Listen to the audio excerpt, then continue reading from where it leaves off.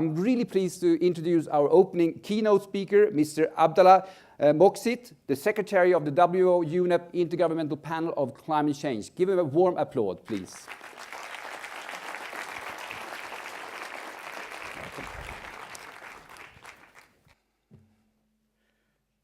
Thank you very much, dear moderator. First of all, Madam and Mr. Minister, all President, Director General, it's a real pleasure for me to address you here in Ouarzazate, where we have the largest field of renewable. So, as the moderator said, in 1995, we did have Paris Agreement. 2015, we did have Paris Agreement, and that time UNFCCC, the United Nations Framework for Climate Change Convention, invited IPCC to prepare a special report about 1.5 degrees C and to discuss what are the possibilities to limit climate change, global warming, under 1.5 degrees C.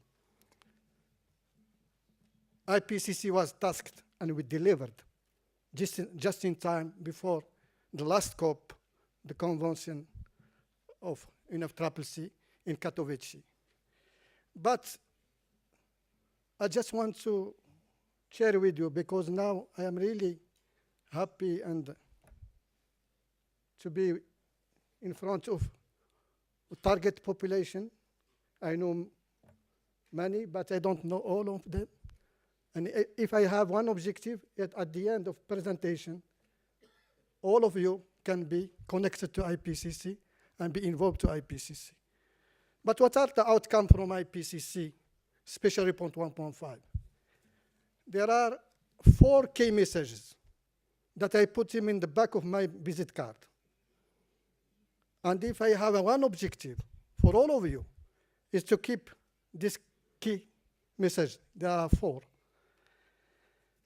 And there are just answers to questions, the main question that should come from policymakers.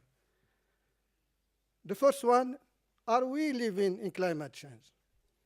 It is a simple question. Yes, climate change is already affecting people, ecosystems, and livelihood all around the world. When IPCC was tasked to provide information 1.5, many people said it is not possible. Here again, the second key message is limiting warming to 1.5 degrees C is not impossible, but would require unprecedented transition in all aspects of society. The third question, and this is what was in the heart of the discussion in Paris in 2015, because they were discussing limitation under 2 degrees C. One small island asks for 1.5. Some countries say this is impossible, and there is no benefit. Now, the answer in this third key message, there are clear benefits to keeping warming to 1.5 degrees C compared to 2 degrees C or higher. Every bit of warming matters. Now, the fourth question, this is related to the concern of many politicians, technocrats, and whatever. Are we, by tackling climate change, keeping limitation under 1.5, are we in line with all the concern of the time this year? I mean, eradicating poverty, reaching sustainable development, and so on. The fourth key message is there, saying limiting warming to 1.5 degrees C can go hand in hand with achieving other world goals, such as achieving sustainable development and eradicating poverty. That means the outcome of report for which the summary for policymaker is bringing in the good answer. And this is why this report was in the heart of discussion and negotiation in past COP in Katowice. Now I am pleased also to give you some highlights related to IPCC work and also your work as Climate Investment Fund. There are other conclusions and key messages that say limiting global warming to 1.5 degrees implies changes on an unprecedented scale. It means deep emission reduction in all sectors, for example, energy, land, buildings, transport, food and diet, and cities. It means changes in the use of wide range of technologies, behavioral changes, and a significant increase of investment in low carbon options. For instance, limiting global warming under 1.5 degrees C should ask renewable to provide half to two-thirds of the primary energy and electricity by 2050. And we are in the heart of renewable. Rapid progress is already being made in some areas such as renewable energy. The world needs to be picked up in other sectors such as transport and land management. This is about mitigation. But also, what is about investment? We still have more work to do in future assessment to understand the cost and benefits of climate action and the opportunity cost of inaction. But building on the funding of IPCC fifth assessment report in 2014, we showed that addressing climate change is not so much about additional cost, but about diverting investment from fossil fuel infrastructure to low carbon renewable. Once again, we are in the heart of what we are doing here in Ouarzazate in this famous field. Now, just to give credit to all what I said, because all what I said, and this is what I was really reading, those are sentences agreed by policymakers, by governments. Each comma is a word or expression sentence is agreed by governments. But just to give you confidence, I'm happy to present before you the history of IPCC.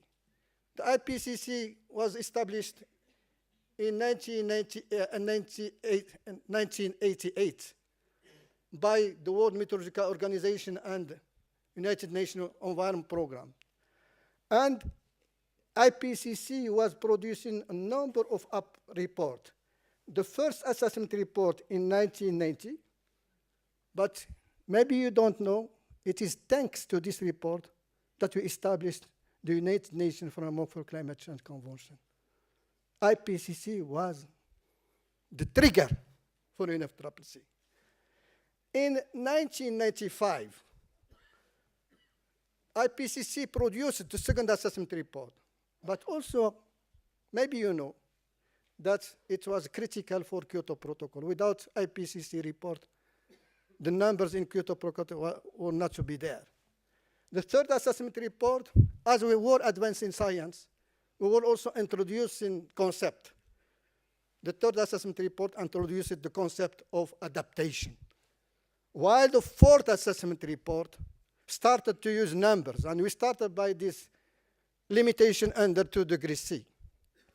And in 2007, IPCC received, with Al Gore, the Nobel Prize.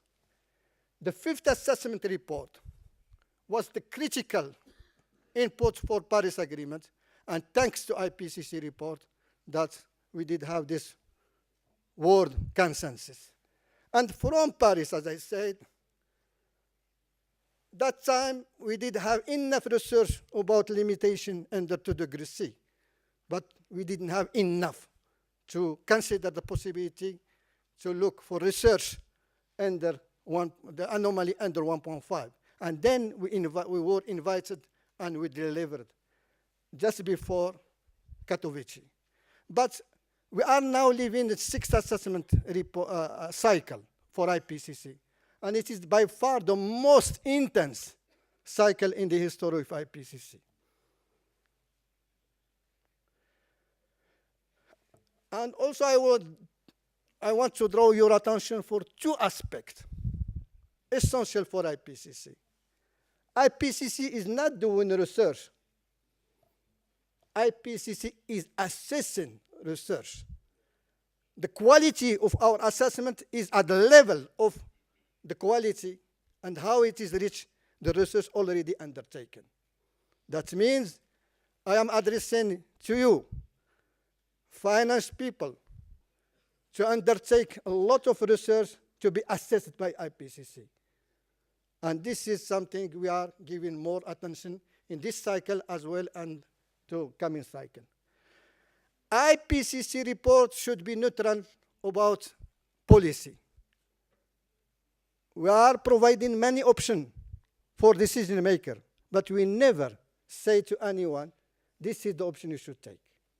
And this is really, really strategic. You are celebrating, CIF is celebrating 10 years. And we can join you by saying that we are celebrating 30 years of IPCC. We had in 2019, we celebrated 30 years, 3 decades of science assessment. And I was involved in IPCC for many years from the beginning. And believe me, this is the best interface between science and policy. Because in the left-hand side,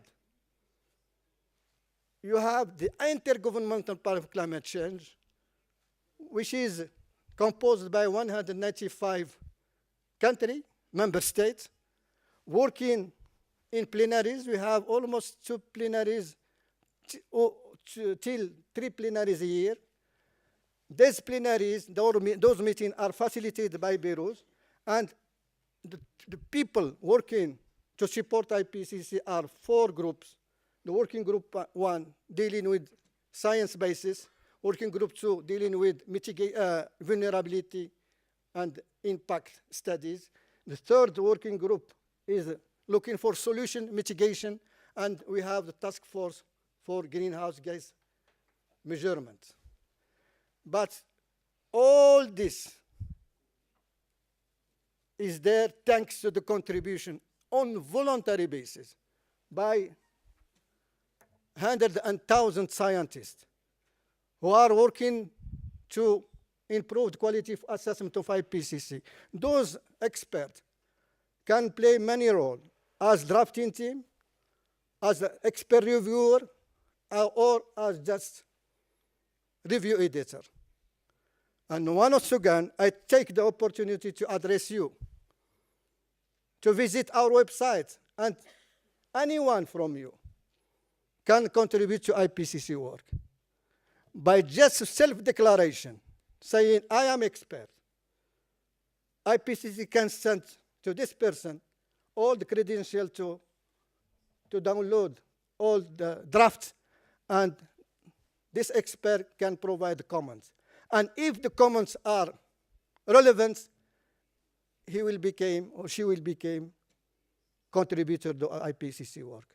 My appeal to you is to be involved in IPCC and to let your voice assessed by the drafting team. And this is, I want to go now quickly just to show you how this cycle is so intense, because we have, for the first time in history, the 6th cycle have 8 reports. We have 4 special reports and also the 4 usual reports. But what I want to show is the 6th cycle is a cycle of solution. because we did have special report about 1.5. It is for negotiator. We were also asked to prepare a special report about climate change and ocean. It will be approved next September in Monaco. We will have special report about climate change and land, and it will be approved in August, next August, hopefully in Morocco. And we did have an international conference about cities. And you can agree with me that we are looking for a solution. Now we understood the science basis. It is time to propose solution and option to be undertaken. And also, we are continue to serve the negotiation. We already, thanks to 1.5 special report, informed the COP24 in Katowice, and our sensitivity report to be delivered in 2022 will be in time to inform the global stocktake under the United Nations Framework for Climate Convention. And this is how the timeline is so tight for the whole work of IPCC. And those are our reports. Our deliverables are only reports. And I want to share with you that any report from those is thousands of pages. But those thousands of pages are summarized in 30 pages for a summary for policymaker. But also we are always using some key messages, because policymaker, head of state, prime minister, ministers needs just a small key message for them to take decision. And just I will go also quickly. Even the preparation for the whole process of IPCC is undertaken by good coordination between scientists and also governments. That means it is a mutual preparation. From the choice of any subject for an IPCC report, the government are consulted and they should approve the selection. They should also nominate all the experts. The scientists can select, but also even the outline of any special report should be proposed by experts, but approved by the government. Just to give you an idea about the outline of 1.5 special report, five chapters, but for each chapter we need, of course, about 15 drafting team, and for the whole special report, we used the contribution for almost 90 experts drafting the whole process and also playing the role of review editor. And this time, the time I came, we tried also to look to a good balance in terms of gender balance, in terms of developing country, developed country, in terms also region geographically well distributed, and also, and this is new also, to invite new researchers. And this is how we can open the door to any new person to be involved in the process. Even the drafts, it is a sort of mutual aller-retour between scientists and government. To have just one statistic for the special report, we dealt with 42,000 comments coming from government and expert reviewer. Now I will hurry quickly just to link, because it is the power of 10, all the preparation of our special report or report follow this 10 step. It is power of 10, it is 10 commandments, but it is there to prepare a coordinated report. I will conclude once again by the key messages from this special report. This is in front of you. Climate change is already affecting people, ecosystems, and livelihood all around the world, limiting Warming to 1 degrees C is not impossible, but would require unprecedented transition in all aspects of society. There are clear benefits to keeping warming to 1.5 degrees C compared to 2 degrees C or higher. Every bit of warming matters. But limiting warming to 1.5 degrees C can go hand in hand with achieving other world. We can sum up more, saying every bit of warming matters, every year matters, every choice matters, every dollar invested, and this is for you, every dollar invested matters. Thank you very much.